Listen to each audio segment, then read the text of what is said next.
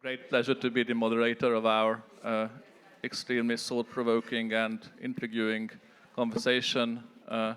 In the conclusion of today's conference here at MCC, or at least the first day of the conference, please now allow me to introduce our panelists in alphabetical order. My name is Ferenc Sullivan. I'm the moderator of the event. Mr. Balázs Koren, sitting at the other end of the table, has pursued a career in mathematics and has almost 2 decades of experience as a mathematics teacher and is deeply engaged in integrating technology into the classroom. Recently, his focus has been on the possibilities of how AI can be used in favor of education. He has not only taught at secondary school, but also imparts his knowledge at Eötvös Loránd University, and is involved there in mathematics teacher training. He is a co-founder of a former EdTech startup and pursues a career currently at Yettel, Hungary, where he spearheads the ProSuli EdTech program. Beyond this, he is also active in the MCC FIT program as an instructor. Mr. Joe Nutt is an author and international educational consultant with almost 20 years of teaching English in schools ranging from highly selective private sector to challenging inner city state schools. He was seconded by the UK's Department of Education from his teaching post at the City of London School. He has been a columnist for the publication TES and has published books on John Donne, Shakespeare, and Milton. His book, The Point of Poetry, was published by Unbound in 2019. Mr. Edoardo Raffi-Otta is a professor of law at the University of Milan Bicocca. He is also a fellow of public law and policy program of the University of California, Berkeley, and the legal advisor to the Italian Data Protection Authority. Professor Raffi-Otta is a member of the Italian Coordination Committee for Strategies on the Use of Artificial Intelligence. And last but not least, Mr. Martin Robinson is an educational consultant. He is also an author and a speaker with a wealth of experience in academia, curriculum development, and educational consulting. He is a professor at the Academica University of Applied Sciences, Amsterdam, the Netherlands, and a fellow at the Royal Society of Art. He is also the author of several books in the field of education. So that brings us to our first question. As a result of the coronavirus pandemic, the technology intensiveness of education and workplace environments have increased further.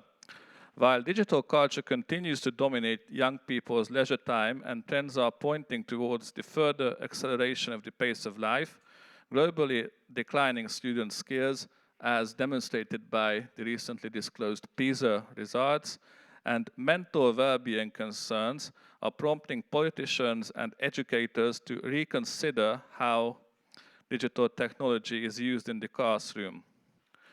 In a report published in August 2023, UNESCO, the UN Education and Culture Agency, issued an urgent call for appropriate use of technology in education, quote unquote, that stresses the necessity of in-person teacher-led instruction. In response to falling student performance, Sweden is ditching its hyper-digitalized approach to education in favor of a back to basics approach involving new emphasis on printed books, quiet reading time, and handwriting practice. And starting this year, even the equally progressive California is reintroducing cursive handwriting lessons for the state's school children. The Golden State became the 14th US state to enact a cursive legislation bill after the skill was left out of the National Common Core Education Standards in 2010.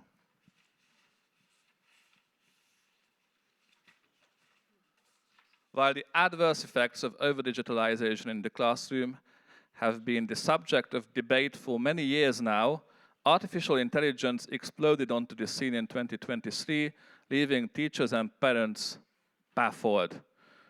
Do you think the decision makers and the public are able to even grasp the fundamental and all-pervasive impact that unregulated AI could have on education? And do they recognize the dangers that AI poses to writing skills, independent academic inquiry, and creativity? Thank you. Short answer is no. But if you want a little bit longer one, yeah, I think it's what we currently see is that everybody is just looking around and wondering what AI can do. And currently we are at a stage where AI, when it was introduced in last November, everybody was just, wow, AI is amazing, and AI can do, and ChatGPT can do wonderful things. But then when students and educators started using AI, they realized it's not that wonderful how it was announced and how it's looked like back in the day. So therefore we are right now in an automatic declining phase of using AI in education, because if I ask AI to write my thesis, it won't do it. So I need a little bit more work on that. I need to emphasize what I want, how I want. So AI needs work to do as well. Although still there are lots of questions about using AI for example, helping out with theses, helping out with reports and so on. And this should be regulated at a government level. So back to my previous answer, the short answer to no, it shouldn't stay as no. So it should be changed, and we should regulate how to use AI in education. I'd point out straight away that the first half of my career was spent teaching English, but the second half of my career is spent working in business, and my clients are either technology companies or the NGOs mentioned this morning.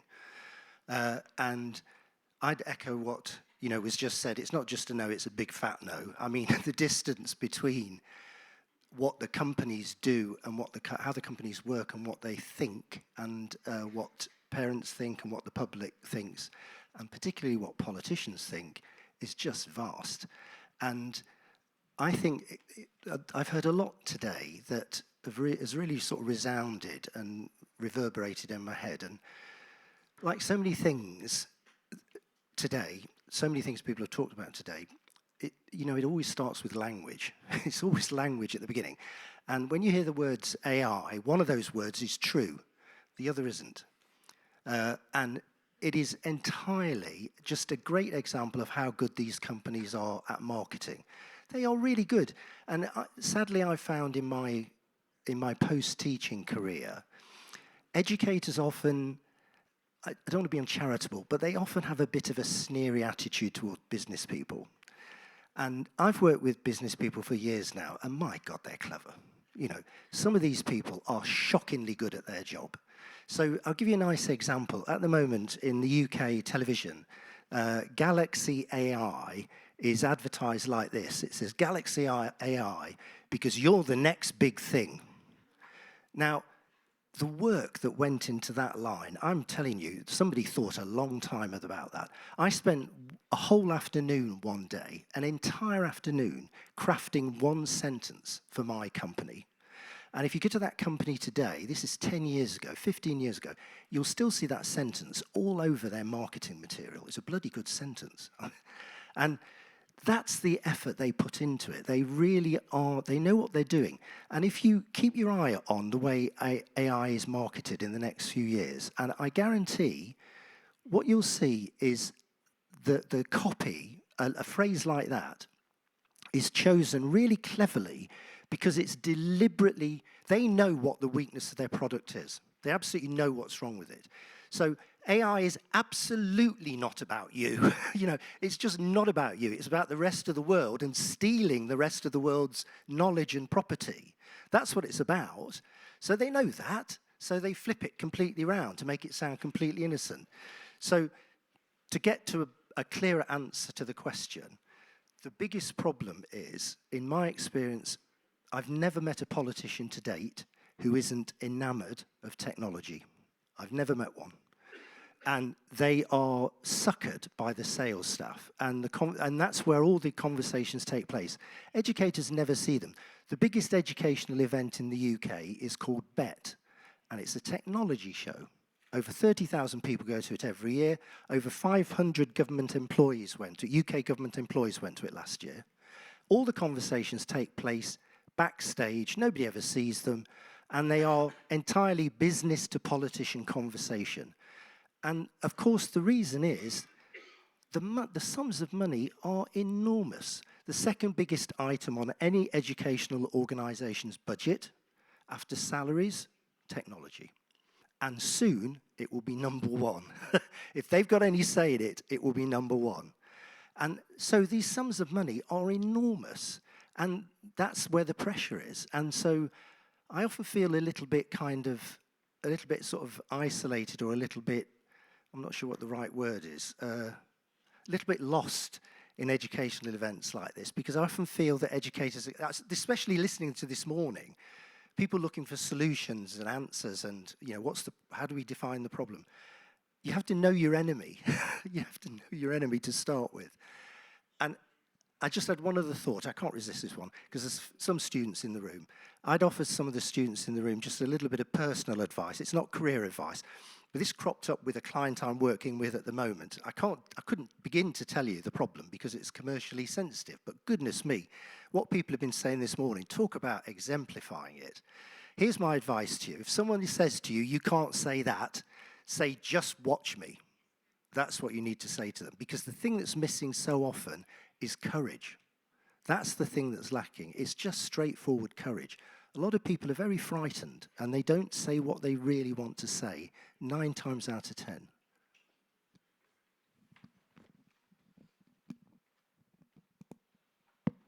So, thank you, first of all, for this invitation, and congratulations for this crucial topic. I think that we are talking, the problem is the impact of artificial intelligence on education, but the solution is education.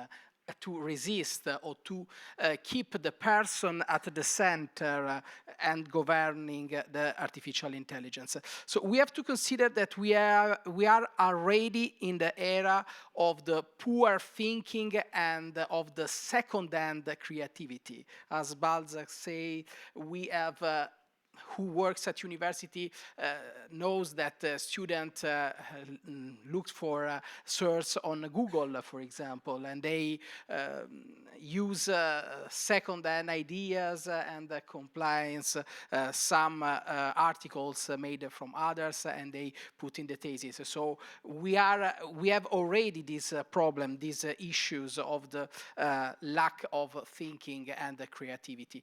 But of course, artificial intelligence is a new tool, is a new instrument. Of course, it makes mistakes, but artificial intelligence, large language model will be always more precise, more competitive, and so we have to consider that in the next few years.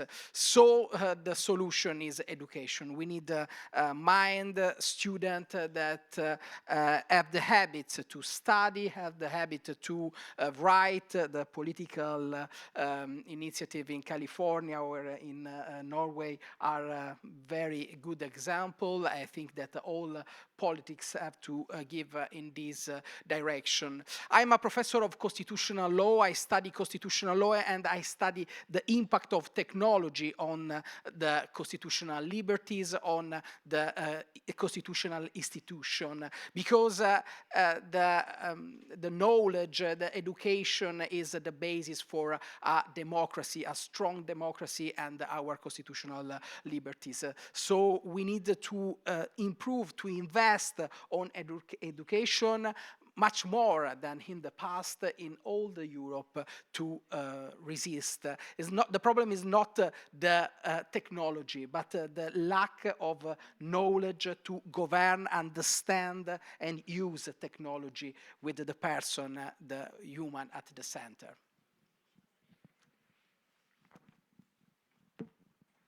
Hello. It does work. Wonderful. So you can see I'm technologically literate because I can use the microphone. I think the argument you used at the beginning, actually, it's a connection between technology and AI. AI is an extension of technology.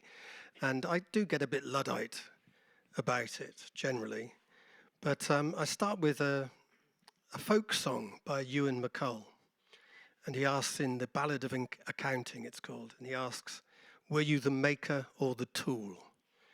And I get this idea that sometimes technology, excuse me a minute. You know when you grasp your phone because you suddenly need to check it? How many times do you do that a day?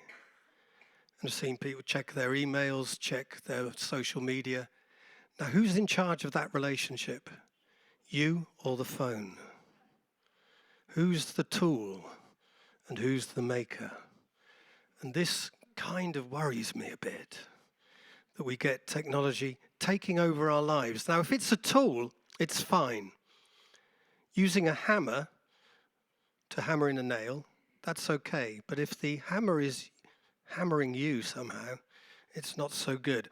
So, Sir Hamid Patel, who is the chief officer, chief officer of Star Academies in Northern England, and that's a conglomeration of 28 schools, primary schools and secondary schools. Last week, looking forward to AI being used in his schools, he is saying, number one, 5 things. Number one, it will reduce workload. Now, do you remember the paperless office? Do you remember that email would reduce workload? And now you're working 24/7. Bear that in mind. Managing data. How much school needs to manage data? How much do you need to manage data in the school? You can promise anyone this. You will get more and more data to manage if there's AI doing it. And then he talks about personalization, individualized education from the machine to address gaps in learning from the age of 5. From the age of 5, having children learning from this machine who will address it and talk to it and find gaps in learning. So he's doing it. Don't forget, he's saying there are positive things here. I'm seeing negative, but maybe, I don't know. Digital literacy, using AI to improve life chances. So AI is going to improve life chances rather than the life you live itself. And then, could be important, tools to help with disabilities and people who find it difficult to find their way in the classroom. So inclusion under that title, helping everyone access the curriculum, and there might be uses there. So to some extent, I'm very cynical about a lot of it. And I'm also very cynical about the idea that it could take over. And that is where the danger lies, when it actually makes us the tools rather than the users. Thank you. Thank you. Well, as it happens, powerful techniques from machine learning and artificial intelligence are already used to manipulate or generate deepfake content, raising a variety of concerns from child protection to the danger posed by the viral spread of convincing disinformation. In general, it seems that AI blurs the line not only between truth and falsehood, reality and fiction, but also between genuine, honest academic performance and cheating. This was, of course, discussed during the previous panel as well. What can, in your opinion, schools and educators do to maintain academic standards in the AI age? Will it ever be possible to effectively vet out AI-generated content as language models become ever more sophisticated? Shall I start? Okay. So I think you have to know your students, and that's the most important thing. So in the age of AI, this is an opportunity for all educators to get back to know what your students know. Because if you know what they know, then they cannot cheat you using AI or any other technology. It's just in the recent times, for example, at university, many educators became very convenient and sit back. There are no oral exams, just written ones, tests, which obviously can be cheated using AI or using anything else. But since AI is around, currently, if you want to know what your students are knowing, then you have to change. It's just an example in Hungary at a university. The biggest challenge for our students is they have to write their thesis. It's about 50 to 100 pages, and then they have a 5-minute presentation. The weights have to be changed. It's not just a 5-minute presentation, but it should be an exam. It should be really something where they tell about what they know. What I usually say about using AI, helping out, for example, with your thesis or homework or something, this happens before the AI age. If my father knew mathematics and I have to write my mathematics homework, then I could ask my father. Currently, in the age of AI, everybody has a father who they can ask to help out with the homework. But looking at the teacher's side, currently, now this is the time where as a teacher, I have to know, okay, is it your work or your father's work or ChatGPT's work? So if I know my students, just to get back to my point, then I can determine who is doing the work and I can continue teaching. So just get back personal knowledge and knowing your students, that's the most important thing. I'd echo that. We're going to do this the whole time, aren't we? I'd echo that. And when you asked that question, it threw me back to a memory when I first started working in computing with a technology company. It was actually the second company I worked with. We were involved in building at the time the biggest educational internet in the world at the time. And we had to employ a security partner. And I'm not a technologist, I just know a bit about technology. And so I kind of naively thought these guys will come in and they'll talk algorithms that'll, make me feel stupid and blah, blah. You know what they did? All they did was talk about people. Everything was a person process. It was to do with how people behave and what people do and what people say. They had no real technology solutions. They were not magicians with special technology. They were people who understood how people behave. And I, latch onto that as a kind of positive, really. And the second thing I'd say, which is entirely practical, go back to your question, what should schools or colleges or universities do? Absolutely do not spend money on technology offered to solve the problem, like Turnitin or anything like that. Don't waste your money. It's a complete waste of money. Build your relationships with people and base your entire policies on trust. Go back to what teaching is really. It's been said several times this morning, hasn't it? You can't really. High quality education has a human being in it somewhere. And somebody else has said this, I think, COVID demonstrated that in spades. To many parents, I don't know what's happened in Hungary, but one thing I've observed in the UK, which is really fascinating and interesting, because most politicians are in denial about it. There's an explosion in private tutoring in the UK. Absolutely massive explosion. Parents who would never have dreamt of spending money to educate their children are now spending money to educate their children because they saw in COVID things they didn't really like very much. So, there are positives about it, but focusing on the question, don't spend money on any technological solutions. Focus on what you do with people all the time. Totally agree.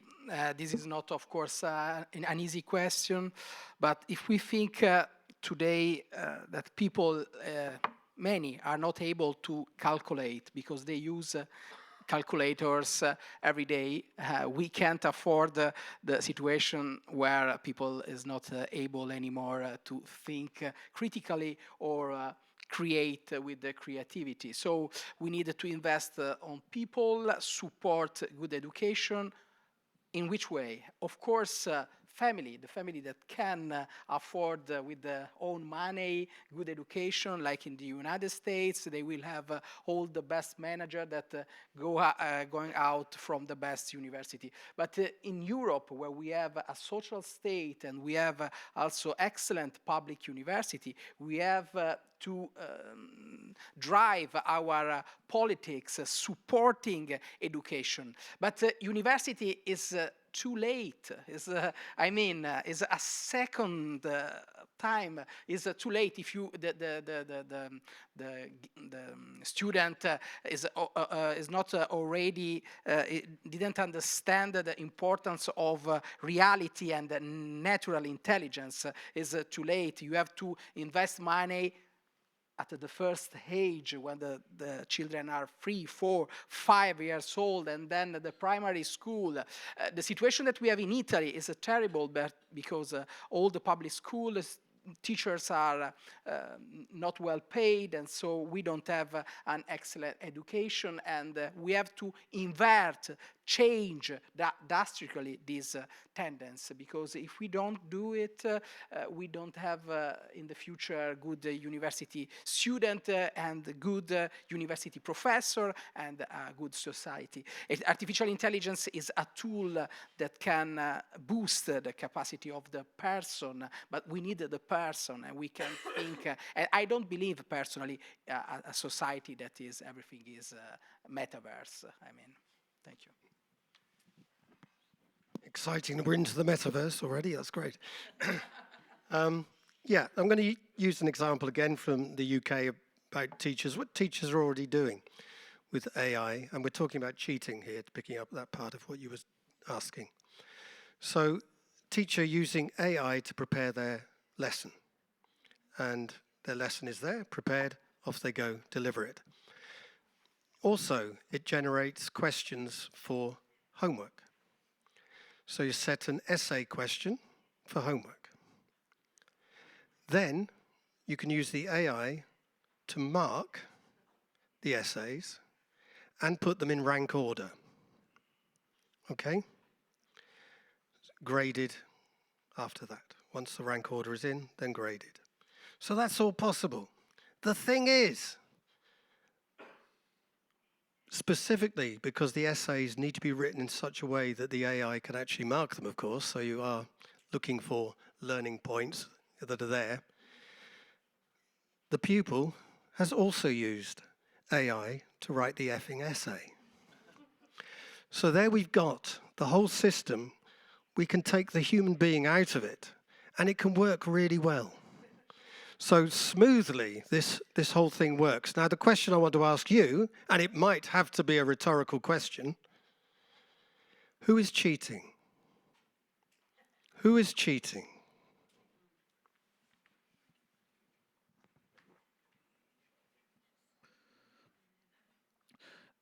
Joe began his remarks by stressing how clever marketers can be in advertising artificial intelligence. And indeed, while artificial intelligence is often marketed as unbiased, a recent study by the University of East Anglia shows the opposite.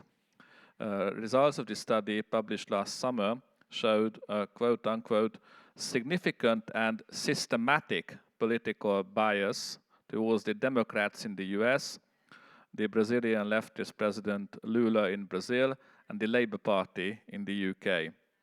While ChatGPT and other bots will tell users that they don't have political opinions or beliefs, the reality is that they are infused with assumptions and beliefs that are found in the realms of open internet data that they rely on.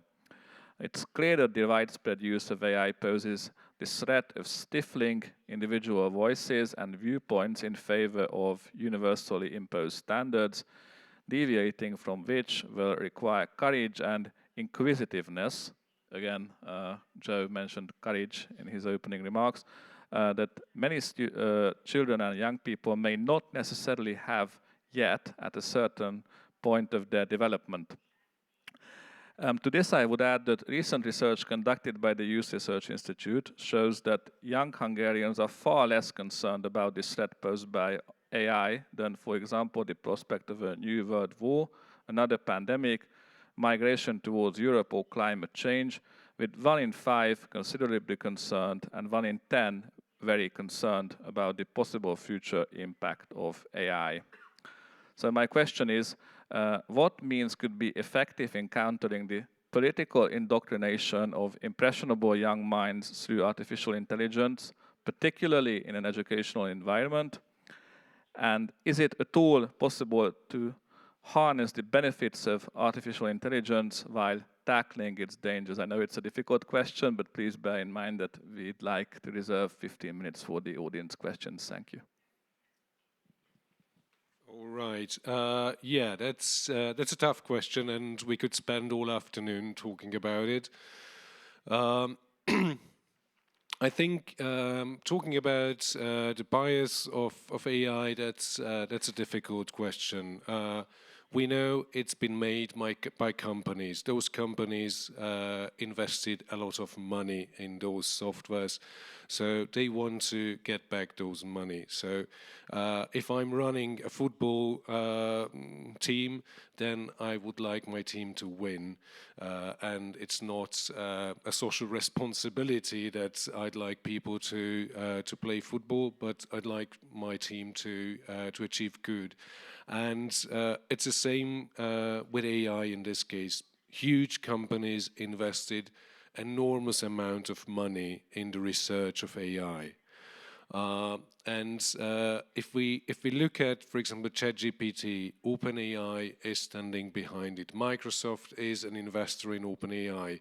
If we look at Bard or Gemini, or how we call Google's AI, again, Google is standing behind it. So it's important, and as Joe mentioned, and as it came when we talked about it in this conversation, you always have to look for the money.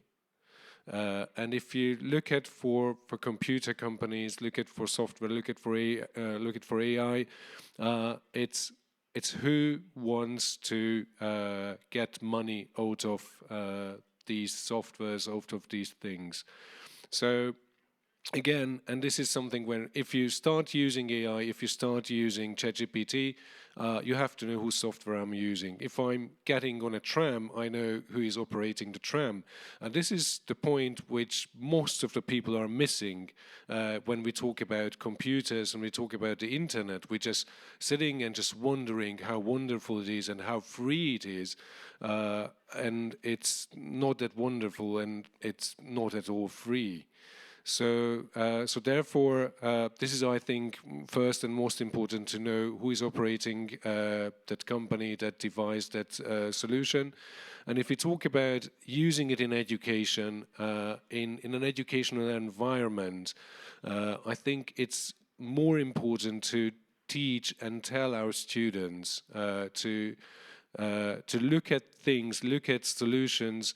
It's nothing free on the internet, although it's advertising all the time that it's free and it's available to everyone. And if something is free, then usually you are the payment. You are the one who is paying for it with your time, with your opinion, with your data. So that's, I think, the crucial point which we have to look at it. And I give the mic, pass it on. Otherwise, I would talk all afternoon. So I'd sort of offer some advice, which is genuinely personal, really. I'm a stupid Twitter user, I suppose. I'm a writer, so I have to be, kind of, really. And I've, over months now, become incredibly cautious about sharing video content. In fact, I don't often do it, I hope. I've become so doubtful and untrusting in it that I just feel I can't risk it. And I'd offer a similar, mindset to students. And I think you're just living in an age when you have to be super, super cautious. There's a UK journalist who does some work for the BBC a lot on data. And when I've done conferences for teachers about using educational research. And I use a line of his, and it's a really good line. He says, "Go another click." And you really have to, when you're using material that's come on anywhere, you get it online, however you get it, you have to go another click. You have to put the effort in, sadly, because the trust isn't there anymore. And, if you're interested further, because it is a difficult question, I wrote an essay last year, I think it was for the Critic magazine, about what I call the data delusion. And the trick that Silicon Valley has pulled off brilliantly, and it is just a brilliant trick, is they've convinced everybody that data equals truth. What a load of nonsense. There's only one place data equals truth, and that's in abstract mathematics. In every other world, every other field of life, data is something somebody, collates, they interpret it, they put what message they want on it, they buy it. They buy it for reasons, they've got a reason to buy it. But they've pulled that trick off, and particularly, go back to the first question, the politicians believe this. They really do. They really believe it. They think data equals truth. And that's the thing you've got to really, really challenge personally, I think. You just have to say to yourself, I can't trust this world, and I've got to be much more cautious about it. So I just offer that simple, it's Tim Harford's, it's not me, it's his advice. Go another click, because often, what I say to teachers is this. I say to them, don't bother reading educational research, waste of time. Just go online and read the history and the bibliography and what the educational researcher has published to date. If you find out what they've published to date, you won't need to read what they've just written, because believe me, it will tell you exactly what they're going to say before you ever need to read anything. So I think that this awareness is crucial, but is not enough. I have a little bit different point of view, because I don't think that is a competition like a football team.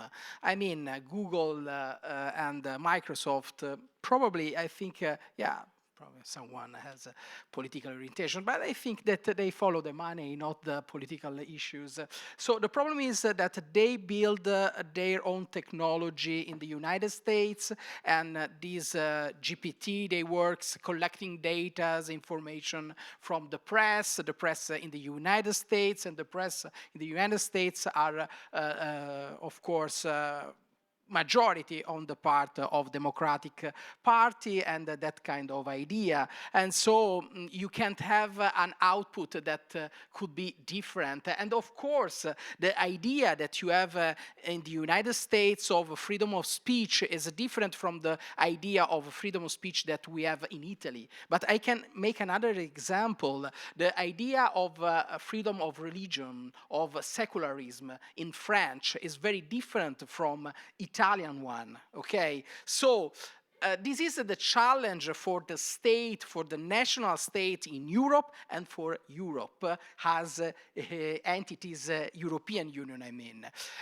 We have the challenge to invest on our technology. We need to support our researcher, people who made technology, because if we have just American technology, we depend on the United States or China or all the other countries that invest billions of dollars every year on technology. Of course, have a technology that is country specific, that is industry specific, is also more precise, is also much more useful, because if you have data on some disease that are built on the data of your region or your country, it's more useful than a machine, a software that gives output on a data that can from Texas or Alabama. So this is the real issues that we have keep in mind, that our politics, our state have to keep in mind.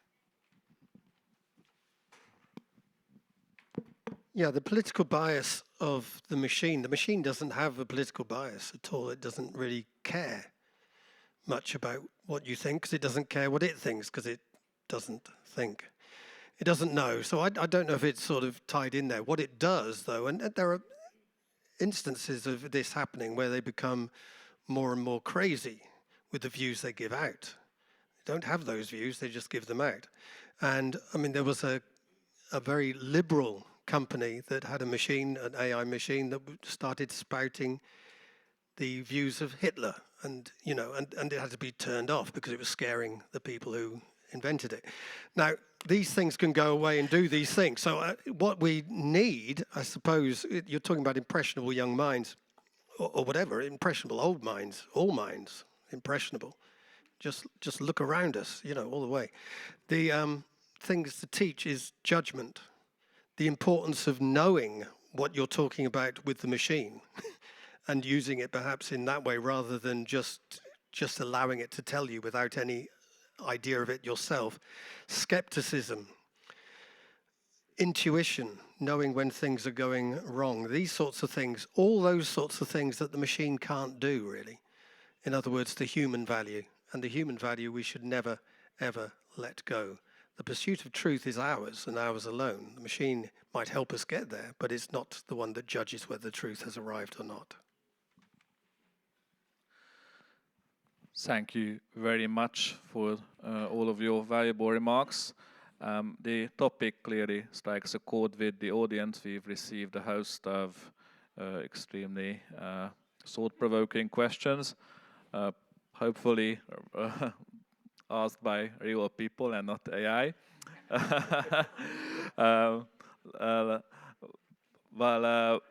Someone in the audience asks, my 15-year-old, so probably it is a real person after all, says that AI knows better or will know better soon, so why study? And we have a similar question. AI takes the bar exam. AI is better now in chemistry than most human chemists. It can write a reasonable thesis, although Balázs disproved this in his opening remarks, and is developing exponentially. What now? Asks a member of the audience. Yeah, I think what's important, AI is a great tool for those who are already have enough knowledge in that field. So AI is amazing to increase our abilities, but AI to be used in a field, for example, if I use AI in medicine, it's just like the same I would do medicine on a Facebook group.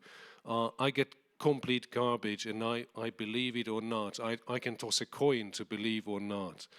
And so therefore it's important when people are telling me, well, AI is there and I don't need to learn, or I don't need to study this or that, that's garbage.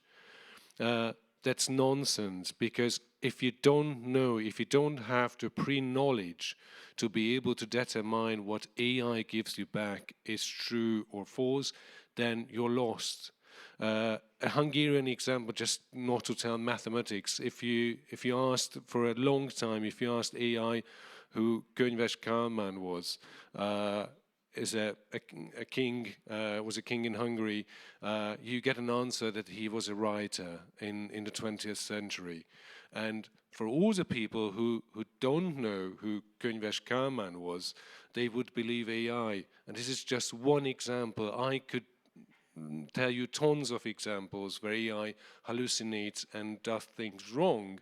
But if you are there and if you are expert on the field, or at least have a knowledge, then you can correct it and you can use AI on your advantage. So you need to learn. Tell your 15-year-olds, I don't know where you are, and where your 15-year-old is, he has to study, and then he can improve himself using AI. My eyes are getting terrible. Right, so I'd say to the 15-year-old, I would say to the mum or dad of the 15-year-old, take him away from that school, because they've given him that message. That's where he's got it from. He hasn't picked it up anywhere else. But it is a really difficult one. But it does go back to Frank Freddy said in his speech, in his opening remarks this morning, kind of an awful lot of this isn't new. People said these things about other technologies. I remember when I left teaching and first started working in tech. Excuse me. By the way, if you hear me cough, I don't have an infection. It's 30 years of cycling 3,000 miles a year. What I discovered in the very first, I think about the very first event I ever went to, chief executive of this company, speaking to this audience, said roughly this, I can't do it exactly, he said, today, the average person reads more in 1 week than Shakespeare read in his entire lifetime. And I sat there thinking, what are you talking about? What planet are you on? Why is that important? And where did you get the evidence for that? But that's ages ago. That's 25 years ago. So AI hasn't changed that issue. It's just a different phrase, really. So, you just have to, I think, understand that. And of course it can do very clever things for you. It can save you time, and knowledgeable people, scholars and experts, can make very good use of clever tools. Of course they can, they always can. But without a fundamental level of knowledge, it's a dangerous thing to begin to toy with. And that's really where schools, I think, come in, and universities.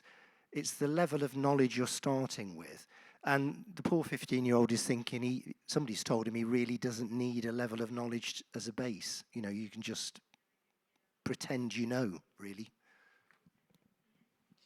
So I think we have to keep in mind very well, clearly, the difference between the large language model, so ChatGPT, Gemini, and the vertical system of artificial intelligence, okay? So we can ask ChatGPT everything on everything, and the answer is not sometimes correct, sometimes is invented, sometimes is correct, but it's not this the artificial intelligence that we need and that can represent the real boost for our economy and for our safety, for our health. The machine that understand if you have a disease with good precisely are not ChatGPT, are software that are developed just for that application. So if we have clear this distinction, we can understand that, of course, this application, this software will be always used by a doctor, okay? So it's not a self-made way to take care of yourself. You need a doctor that uses this machine to understand if you have a disease or not, okay? So this example is useful also for information, for lawyers, for all the profession. And it's important to keep in mind that to avoid some I can say, scareness that today artificial intelligence gives to the people and in the public speaking.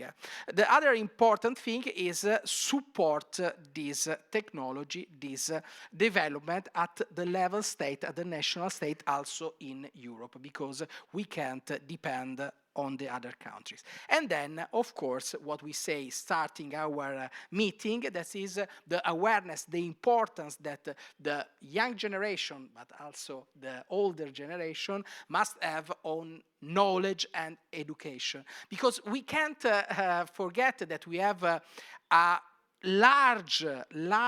very large part of the population 50, 60 years old that they still work and that they will work for next 10, 20, 30 years. They can't be out of the market, so of the job market, of course. So we need also program for reskilling and upskilling the knowledge of this part of the job market. Okay, I'll tell the 15-year-old about AI robots that are being used in old people's homes for company to stop loneliness.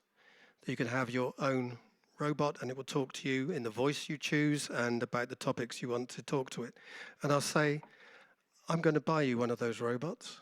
I'm going to put you in your room and I'm going to leave you in there forever. And you'll have all the friendship you need. That's all you now need. That robot, good luck, goodbye.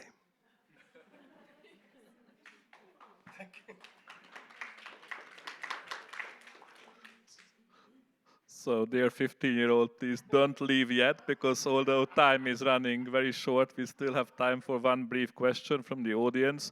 As you may well know, MCC places great emphasis on its students mastering foreign languages, not only English and European ones, but also more exotic and distant languages.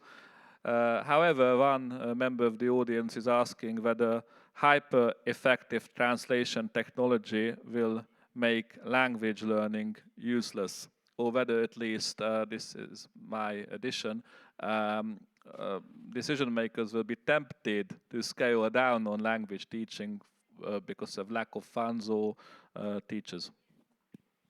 I think the question relates to the previous one.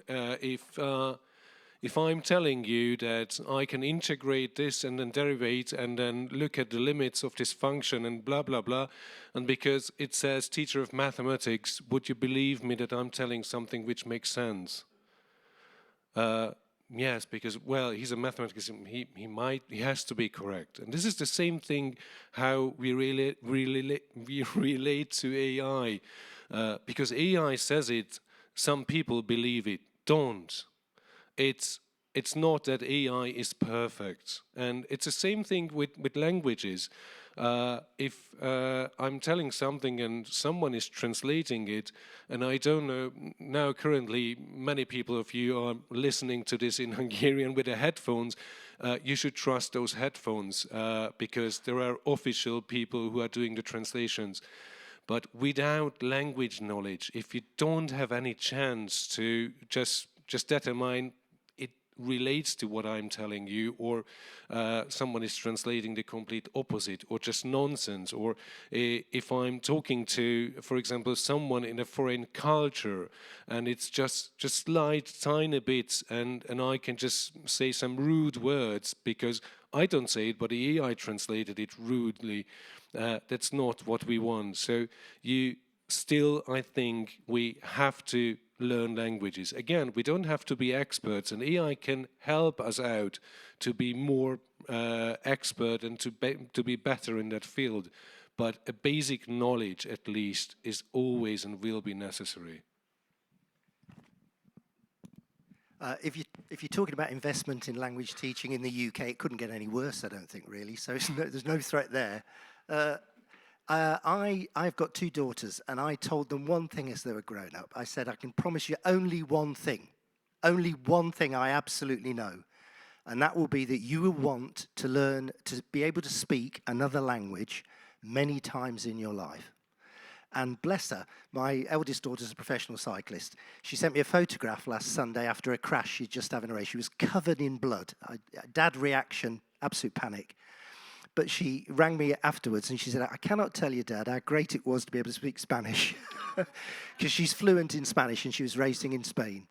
So that was very gratifying dad moment. But I can see there is a real temptation for businesses particularly to invest in language translation.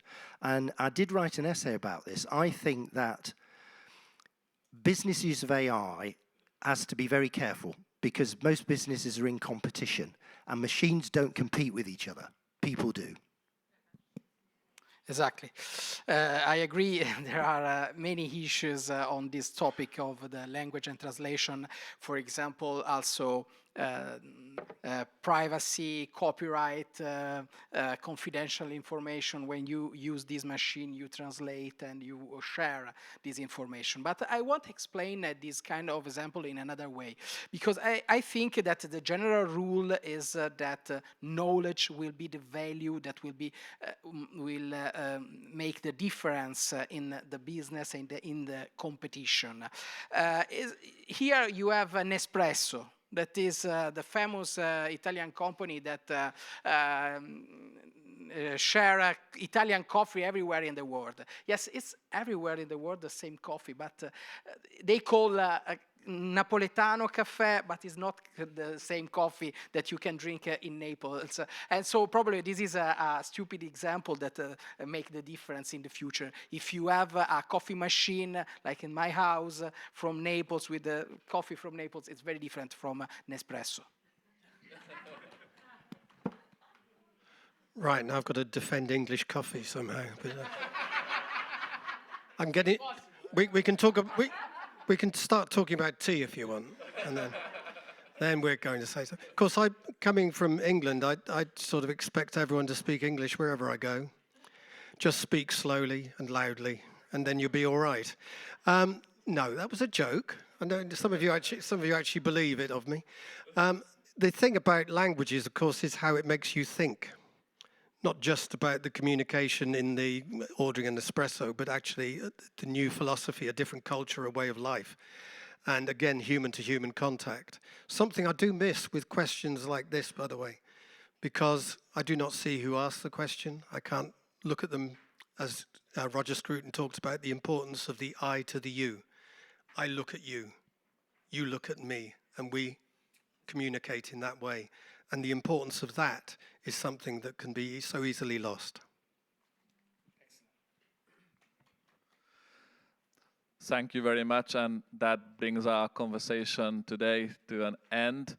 Gentlemen in the panel, thank you very much for your insightful contributions and remarks. I think it was extremely fruitful and intellectually ambitious, this conversation. Those of you in the audience, thank you for your attention and thank you for the questions you submitted. We hope to see you tomorrow on the next day of our conference, and I wish you all a pleasant afternoon. Thank you.